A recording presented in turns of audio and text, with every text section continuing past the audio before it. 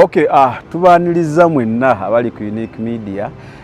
Mwebale kubanga mugyekuumiddeko channel eno, mwebale kubanga mwenna gye musinziira muteekako data okubeera nga ate mulaba programs etteeka ku channel eno. Samike gemanya agange Roland Selima ku kamera yabeerako okulaba nga ate buli kimu okifuna nga wooteekeddwa okukifuna. Okay, leero sizze kusomesa, sizze kubuulira, sizze profesayinga, sizze kola ki. Ebyo ebirabo those gifts sizirina. So si kyenza okukola wabula nze kutangaazaamu mu nsonga ezimu ziringa 3-4 ate tubeere nga tweyongera maaso. Tumaze akabanga tushuutinga, tumaze akabanga tuteekayo program katubadde tugenda mu wiiki ndowooza nga 2 I think 3 nga tetushuutinga. Awaddewo ebyatugiramu, awaddewo ebyatukangamu, abalowooza batukangakanga naye nga buli kimu Mukama yasinga okumanya. Njagala yisaawo kino eri mwenna abali eyo nga gw'olowooza ogenda kujja ewa Sami oba Roland oba ku Unique Media otwaliza awamu, ng'olowooza ssente zijja kutujja ku mulamwa. Tezijja kutujja ku mulamwa. Yes, ssente tuzaagala, naye twagala ssente 1 ezitaliiko bukwakkulizo, 2 ate nga ziri mu channels ntuufu. Ekyo njagadde mukitegeere mbwe ekya ssente kujja okugulirira wano nawali, ajjayo sitole eno tukuwe zino, biki tobigendamu ebyo, njagala kuleeta ono avuma ono. Tetugenda kubanga ate tukikola wano ku Unique Media. So naye Mukama w'amaanyi tubitereezezza, tugenda kuddamu ate tukole bulungi. Abatunoonyako mukulu JS tukwebaza, Yoshtek nawe tukwebaza, mwebale nnyo, mwebalire ddala. Kale ekyo ndabika nkimaze. Tugaba tutandika ate okuddamu okushitinga programs zaffe nga wezibadde, n'okumalayo zi story zetutamalayo kubanga ate kati tukomyewo big and better ate nga n'amaanyi mangi. Tumirako abali ebweru awo, Esther tumiddeko gwali awo oli Netherland, naye Netherlands olumu ntera okwerabira. Kutumiddeko Julian, kutumiddeko abali mu Abu Dhabi, mbatumidde Saudi, mbatumidde, naye ate okusingira ddala ntumira nnyo abo abatatwagala naye nga mutulaba, temutuwa amaanyi mangi nnyo. Kale ekyokubiri kyenza okutereezaamu aba n'okumakinga very clear, ayinza okwogera ku kintu ekyabasumba, tukomye hypocrisy. Hypocrisy tugikomye, because wojja n'obuulira n'ogamba abayimba gospel tebalina kuyimbira mu gundi ya nsi, oba tebalina kuyimbira mu nsi mu mabaala naki, ng'ate abayimbi bano ekyewuunyisa bo babasasula, ebo bajja ne babawa ssente nga babeetaaza eri okubayimbira, n'obagamba kye bakola kikyamu. Naye ate ggwe ng'osobola okukwata ssente n'ogenda n'osasula channel endala ey'ensi imikots ekupuleyinge oba ekukyaze. Simanyi oba muntegedde gyengezaako kutegeeza. Ngezaako kugamba nti tulina abasumba abamu ne ku channel no babaddengako abavumirira abayimbi okuyimbira muki mu nsi, mu byensi, naye be bamu ate bba abasasula okukolera ku channel z'ensi. Ndabaawo hypocrisy ebaawo nti gwe okutta ssente weegula eri ab'ensi, channel ez'ensi zikukyaze, ne ssente zemusasula nzimanyi okubawaayo zi program.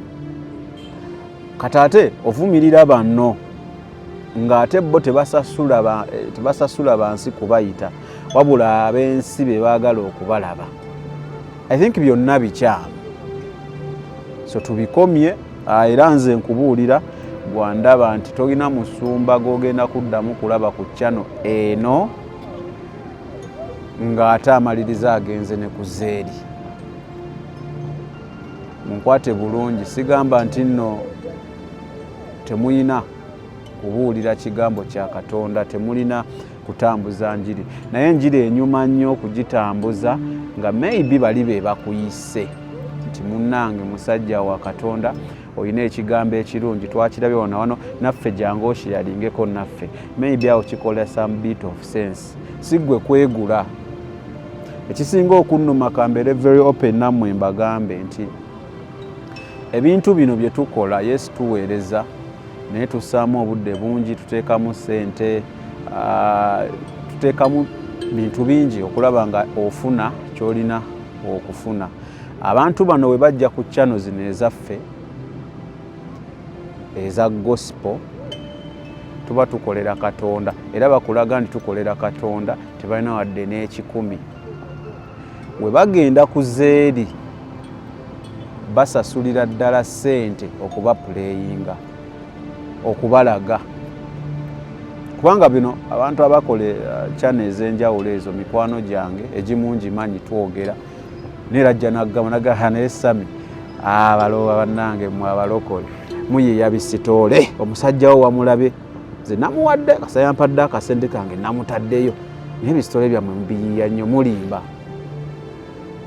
Owadde ekintu mu audience enkyamu naye oyagala fame olw'okuba channel yooli etambula nnyo neyo netambula nnyo kati kambasasule. N'olwekyo kindeeta ku nsonga weeti nti omusumba yenna alina teaching gy'ayagala okukola ku Unique Media. Tetukuyinaako buzibu, tujaniriza kasa tugiwuliriza nga teyina kintu kyonna kikyamu, teri mu kutyobola, teri mu kuvuma, teri mu kukola ki, tujaniriza. However, kyetugasseeko kiikino ka facilitation kabeerewo, transport ye abeerewo. Lwaki nkyogera anti bangi batukubidde essimu nagamba nyina teaching weti ne weti nakugamba ekifo ng'ebyaddala ekifo wala. For example waliwo yatukubira n'atugamba ali Kasese, ne tumugamba kale oba oli Kasese jangu ffe mu Kampala otusange wano. N'agamba temusobola kujja eno, bwe twagaana nga tetusobola, tetulina ssente, tetulina facilitation, tetulina ki, yatandika kugamba nti tusaba ssente olw'okuba omugambye teekayo ka transport akatono tujje.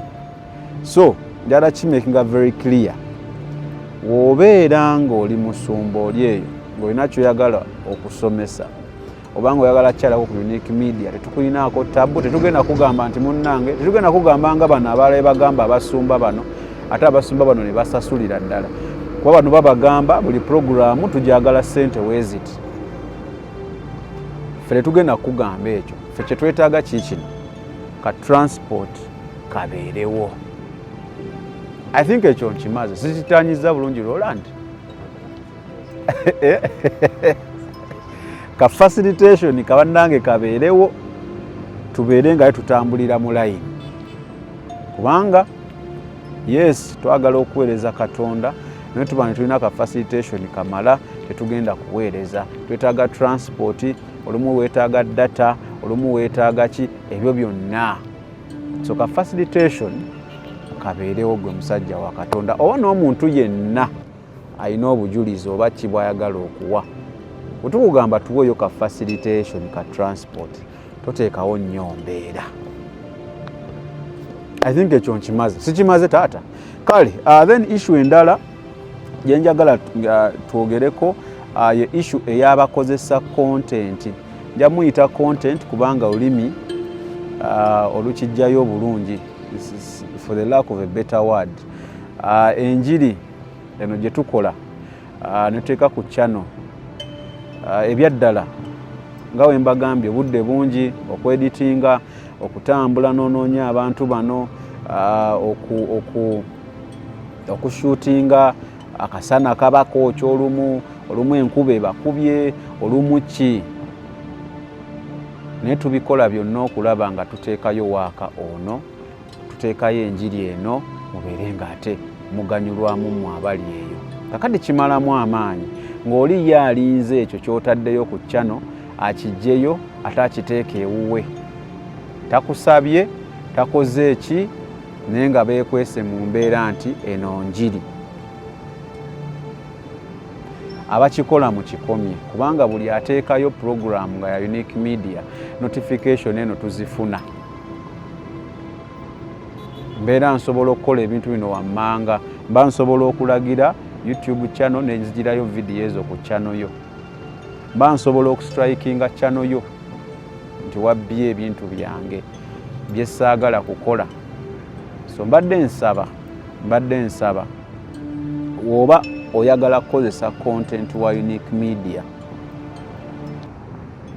tukubireko tukwe our terms and conditions okozesa waaka waffe, okozesa ekintu kyonna ekiri ku Unique Media wano.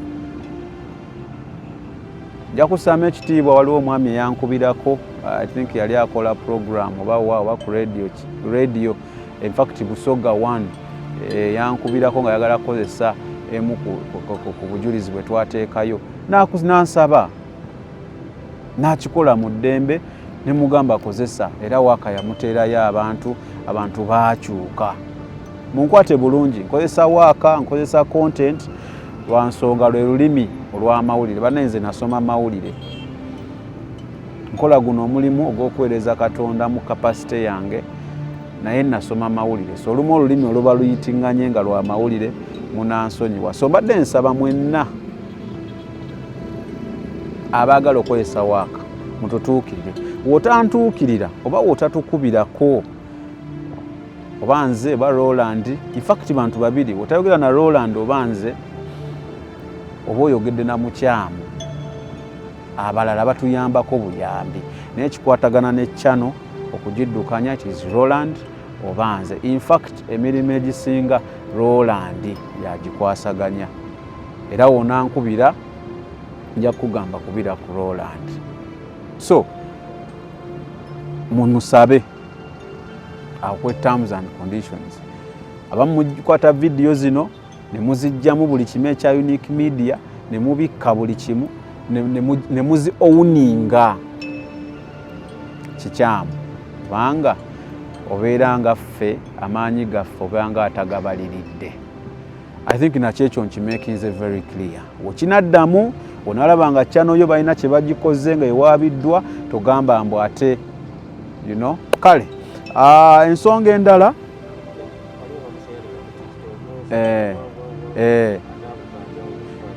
abasharinga ku TikTok biki abo banjawulo ku bano benjogeddeko be bano balina zi YouTube channel zaabwe, yalinda kyotaddeyo n'akijjayo n'ateeka okukwe. Abo bendiko basically ndi kuba YouTube. Bana basharinga abobo, it is okay, you can share. Naye bano aba YouTube mukikomye. YouTube erina amateeka gaayo, leka tugagoberere. Kuba nange kimalamu amaanyi okulaba ng'oli atudde eri n'alinda ekintu. Kale, issue endala, issue ya charity.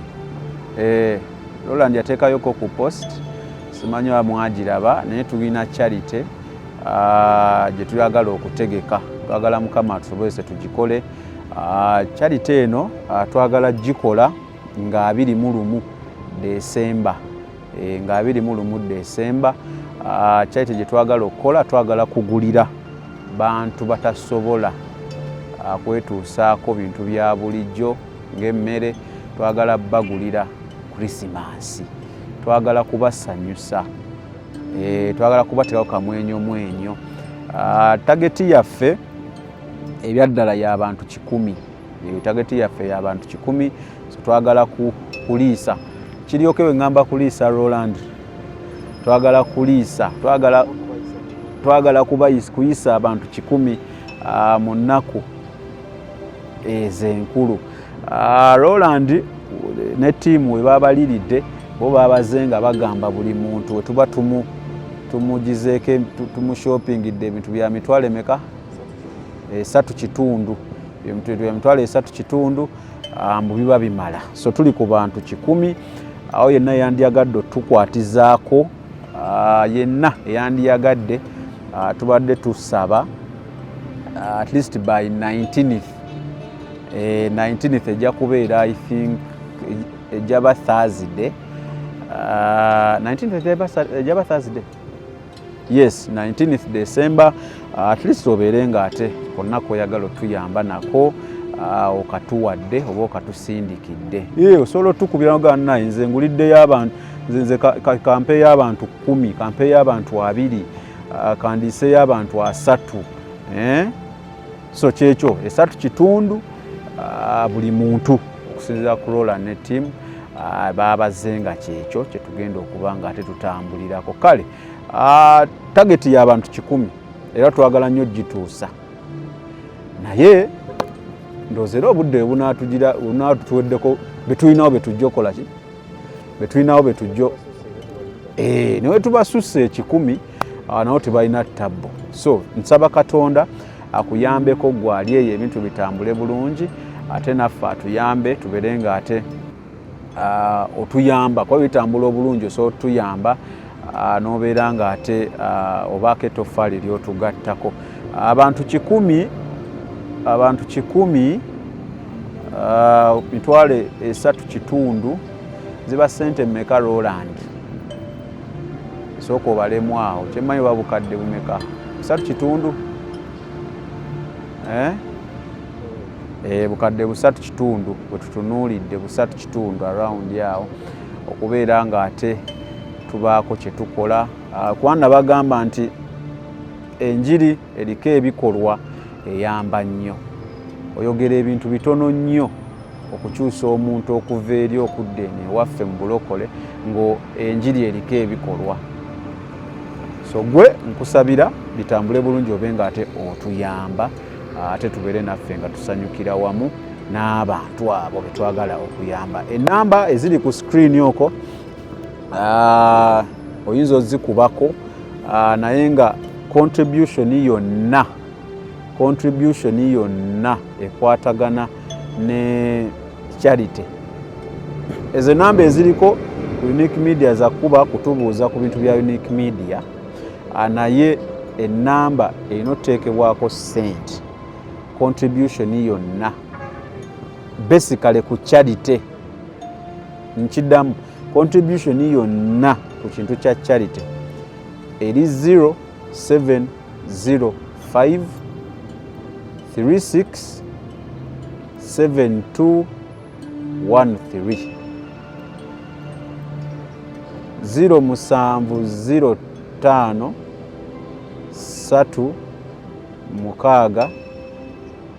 6 7 2 3 gyoba osindikako amanya ereke ejabe kuwa Roland sikyo. So ekisembayo kya wetuleeta omuntu ku Unique Media n'abeera nga tagabye ennamba ye. Wetuleeta omuntu ku Unique Media n'aba nga tagabye ennamba ye. So kyolamba saba wetuleeta omuntu n'aba nga ali mu episode zino ezisooka ng'olaba story eba ekyeyongerayo maybe linda ku end ayinza okuba yagabye ennamba ku episode esemba naye waabeera nga tagabye ennamba ye nga togiwulidde obanga naffe mu programu yennyini gwe tulina nga tetukugambye nti abamwetaaze mukubire ffe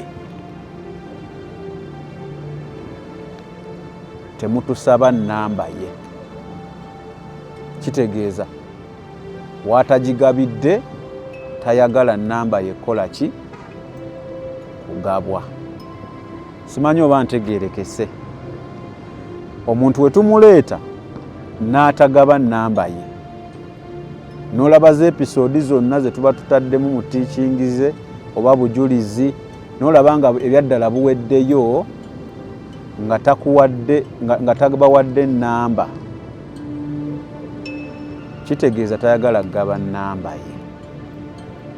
Totukubira, tetujja gikuwa kuba tuba tetukkirizibwa, kuba tufunye obuzibu nti oli akubira ayagala nnamba naye ate nga ennamba gy'asaba oli yatugamba temugaba nnamba yange. Kati omuntu ye n'alowooza muganya okugaba ennamba. I think nakyo nkimakinze very clear. Leero nazze just kutematema na kulaga ebibadde bigenda mu bukyamu na biki bitugenda oba ntambulirako Unique Media. So ekyo nakyo kiri very clear. Ekirala tulina programs zetugenda okubanga ate twanjula ku Unique Media wano kubanga ate abatukanze batongedde maanyi. Programu tujja batuzanjula maaso eyo n'amannya ge tujja zituuma naye nga eriso emu gyenyiza okwogerako. Twagala okwanjula programu ey'abantu mwe babuliza ebibuuzo byabwe byonna. Kyonna ekibuuzo ky'olina kikwata ku bulokozi, kikwata ku ki byonna, naye ng'ebibuuzo ebyo basically biddibwamu basumba. Eyo programu egenda kuba ya basically basumba. Oba toli musumba tojja kuddamu, tojja kutuula mu programu eyo kubanga tukkiriza oba toli musumba toba na moral authority eddamu bibuuzo ebyo bajja kubanga babuuza. Programu ejaba ya basically bibuuzo by'abantu buli ali eyo ng'olina kyotategeera, ng'olina kyoyagala omanya okimanyiko katono naye weetaagamu information about it, tugenda batugireeta nga yo ekola ekyo kya bibuuzo. N'omusumba yenna anajja ku programu eyo njagala obeere redde okubeera nga osobola okwansalinga buli kibuuzo kya muntu kye yabuuzizza nga temuli emotions wabula nga oluŋŋamizibwa mwoyo mutukuvu. Kale simanyi banyina kyenerabire Roland.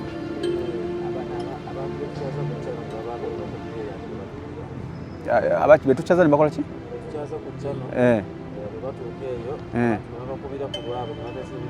Aha, yes.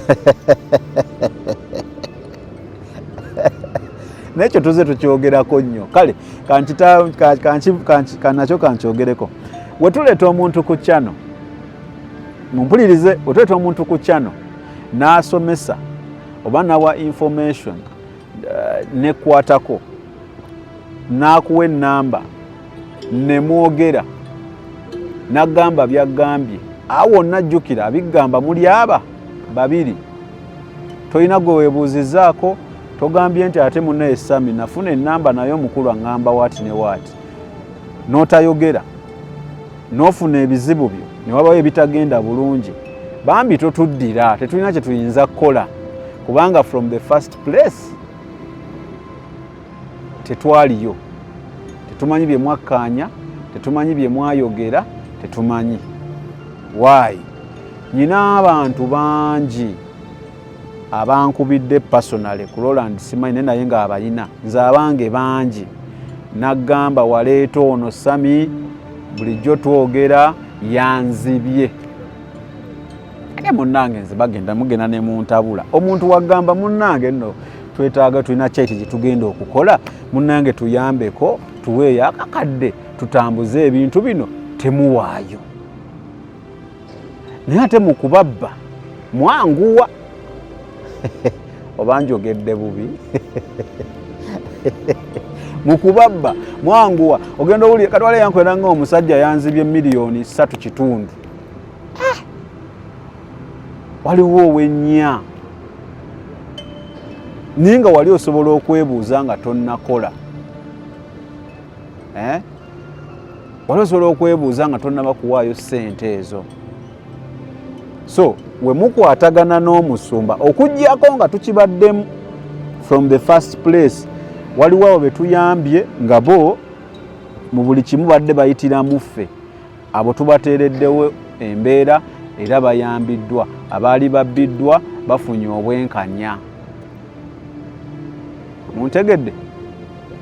bwe tuba tekibaddeemu nga gwe kyewakola ekyamaanyi kufuna namba olwokuba wajja ku Unique Media bye biddako eyo bizinesi zammwe babiri. Unique Media is not responsible for the actions of any pastor bwe tuba tuleese wano.